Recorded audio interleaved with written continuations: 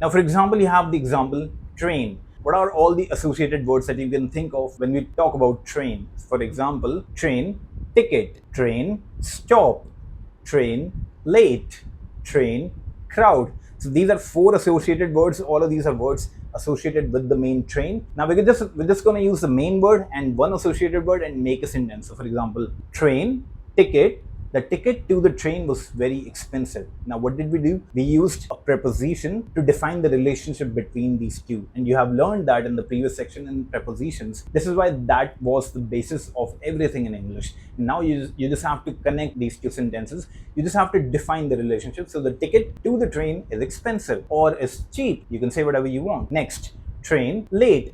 The train was late today. The train is late today. The train will be late today. Third, train crowd.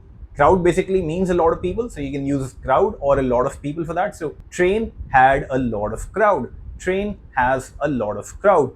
Train has a lot of people. Next associated word, train delay. Delay means the train was late, or you can just say late. The train was late today. You see what we did? We started with one word, train, and then we thought of the next 4 to 5 associated words, and we were able to make 4 to 5 sentences using one word, that was train. Yes, right now you must be thinking, oh, this is taking a lot of time. See, the thing is, you have to prepare your mind, you have to train your mind. Now, I don't have to do this in detail like this. I just think about all of these associated words in my mind. That's how I do it. I still do it to this day. I never knew before I made this activity for all of you guys, but I was doing this exact process all the time. For example, when I was speaking with debt collection, customer service with people, and they asked me a question, now I had to think of the next sentence I'm going to say. You don't always come up with the best sentence. No, it doesn't happen. First, you come up with the main idea. Okay, we have a train, and I want to say that the late train late, or the train is late today. That's how you think. That's how people think. Okay, because you have to know the idea you're going to talk about. And then you just use the prepositions we learned before and then connect them. Simple. You just connect the ideas. Simple. You're having fun? Let me know if you're having fun. I know you're having fun. Okay, let's go. So one word leads you to the next, and each word will give you another sentence. And then within seconds, you will find that you will have a flow of ideas, a big story you can talk about. Now, I only gave you 4 words related with the train, but there are a couple of others that I can think about. For example, train, ugly. Train was looking very ugly today. Train, clean. It looks like they have really cleaned the train. Have fun with the language,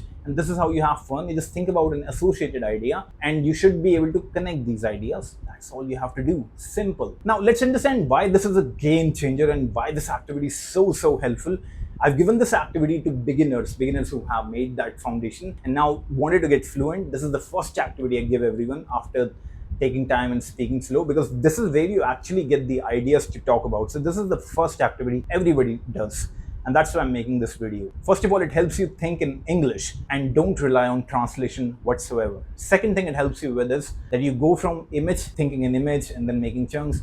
Now you're thinking in words directly. So you just have to think in words. Okay, this word is, for example, train, late. Now late is a word, and that's how we have to, that's how you get better, that you're able to think of image and speak from it. You're able to think of words and speak from it. So basically, you're getting better and better in English. And the more activities you do on thought chains, the more activity you do on everything that I'm giving, the more repetitions you put, the better you're going to become. A lot better with every activity, with all the right repetitions. Okay, now we have to build quality. It's not about the quantity of activities you do. It's not about that if I have 10 activities in this module, so you do all the 10 activities within one day. It's not about that.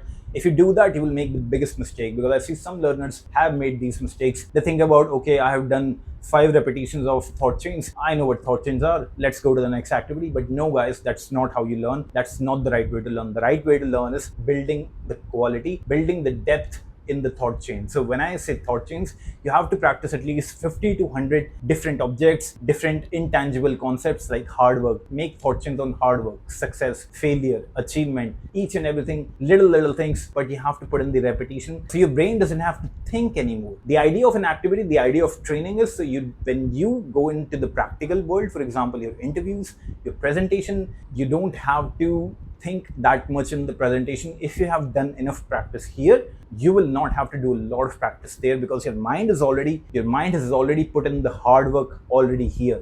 That's why we do these activities. So putting in the right repetition is the key. Keep that in mind. Most importantly, this activity helps you think faster in English, and it breaks the habit of freezing. When we get totally stuck and we don't know what to say, this activity breaks that habit and it helps you get a new habit, which is much easier to do. Now let's look at a couple of other examples now. Let's have a quick look. So our main word is, first example, the main word is book. So we have book. Now what are the couple of associated words we can think of? Book, library, book, study, book, exams, book, stress, book, notes, book, break, book, knowledge. These are all the words. You think about book, you think about one word, library, and you make a sentence. Then you go to the next one. You go to book, you think about the next associated word, which is study, and then you make the sentence. So this is how you should do it. Book, library, I borrowed a book from the library. Next, book, study, I study for 3 hours straight from the book last night. Next, book, exams, my exams are coming up next week. Now, it doesn't mean you always have to say the main word.